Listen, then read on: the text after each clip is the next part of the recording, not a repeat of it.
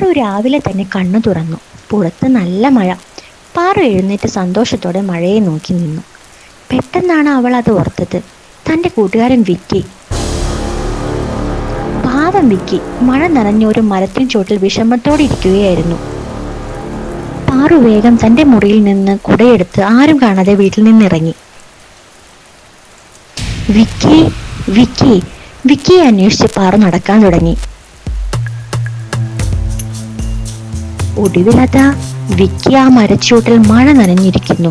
പാറുവിനെ കണ്ടപ്പോൾ പാവം തോന്നി. വിക്കി വിക്കി അവൾ വീണ്ടും വിളിച്ചു.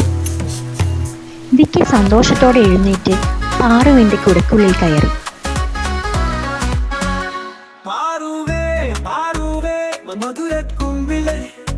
കാറ്റിന്റെ മഞ്ഞിൽ ഒരു തുള്ളിച്ചിരിയെ, നീലാകാശത്തിൽ പോകുന്ന കിളിയെ കണ്ടു മതി പാടാം പാറുവിൻ പാട്ടിനെ. ഓ പാറുവേ പാറുവേ ഞങ്ങളുടെ തങ്കമേ, നല്ല നാളുകൾ കൊണ്ട് നിന്റെ